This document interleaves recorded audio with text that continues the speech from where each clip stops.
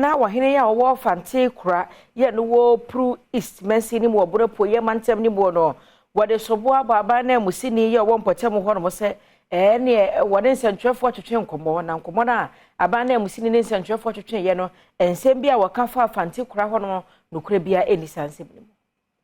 Ohene ni kromafo mo Fante Kura ye no wo Bono East mensni wo Bono East mantem ni mo Adom mensni krache wo honom sabra no ni Adom kase atwetwe nkomo otwa antoro e de fa wo mu kro no ho aba na kwache ni Adom kase atwetwe nkomo no wo kire se Adams Abdullah ya woni ye mensni krache nsem bia wo de to Adom kase anim won komotwetwe bia ko so awia no na no kro bia hweda enim eno nti e wo se wasanso ba na nsem o kan ye no wo twesan osaka edika ho biom se Mesni krachiri nsema wo kan ye se wo mo hye kromafo etibensuo no ho sanka mo mfiri ho na so anya de se wo mutie no enya de se sansem no so no kure bia ewom na sanso so na no kure bia no mo se wo mo nsase sanka wontu batanko so ya wampene wo mo sanso so na DC ni nsem bia wo kan ye de first school bi ho no so no ombese mesni krachi eba no be chirichiri mu ye anabra Adams wa ba cha de wa Fante Kura school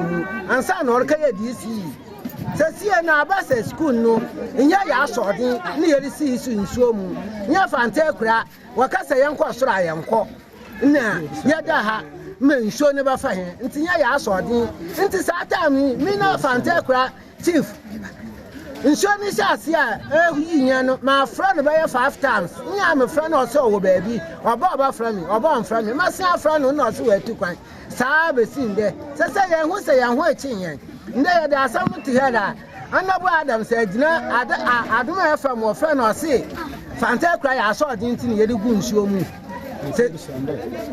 ya pese ye bi se ne se abra oba cha ade wo ha na school dan no esi nsuo mu na ba cha ade wo ha ano sisoro asase no so ase odima ye se ye nko soro a ya nko no ya so ye hia ne se oba cha nya ba bi a asase no wo ma nya kwan na ye kɔ hɔ ne ye katena wo ma asomdwe ba ya asama no